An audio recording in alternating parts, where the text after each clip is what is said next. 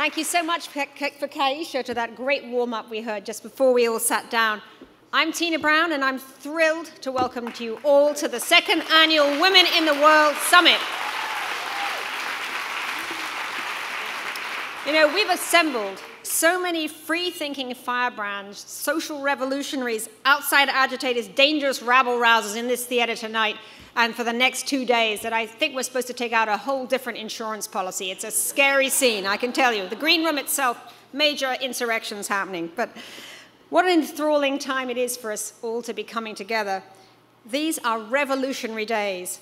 And the observable fact, the amazing fact, the exhilarating fact is that our TV screens are showing us that in the Middle East, women are in the forefront of the fight against oppression, affecting hundreds of millions in the region, not just oppression in women, but oppression of the whole society. The role of women in the democracy movement is hammering home the point that the treatment of women in any society is a marker of its civilization and its respect for the human dignity of every individual. In fact, the very measure of democracy itself. Over the next 2.5 days, we're going to hear from women who've come from all over the world to tell you stories that you've never heard before. Stories that will in turn move you, enrage you, engage you, and cause you to marvel at some of the everyday challenges that they face and overcome. And once you get to know them, we guarantee that you'll want to stay connected to them, to augment their efforts in any way that you can, with encouragement, expertise, or contributions. Now, of course, there are so many people in this room who dedicate their time and talents to doing just that, and all of them deserve our thanks. Over the next 2.5 days, you're going to hear from Secretary of State Hillary Clinton and her two predecessors in conversation, Madeleine Albright and Condoleezza Rice. You're going to hear from President Clinton tonight and Michelle Bachelet on Saturday morning, and also from a multitude of courageous activists who are linking arms to move the issue of women's rights everywhere, from rhetoric to reality.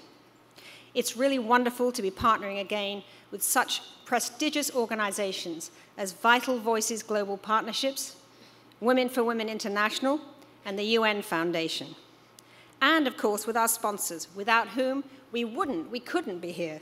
Our founding partner, HP, American Express, the Coca-Cola Company, ExxonMobil, Goldman Sachs, 10,000 Women, PricewaterhouseCoopers, Thomson Reuters, the Virtue Foundation, Delta, and David Yurman.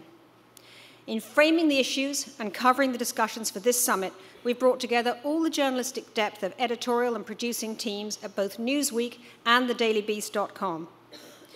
So many of the people attending this summit have advanced the dignity and rights of women, and some of them at great personal risk. Let's celebrate them, and all the women who can't be here from all over the world. As the passionate activist Zainab Zalbi said to me last week, when she showed me her extraordinary photographs that she's brought back of courageous women that she's been visiting in Congo. She said to me, "I want to say to people, if you knew them, you'd care." That's what we hope we're going to show in the next 2 days.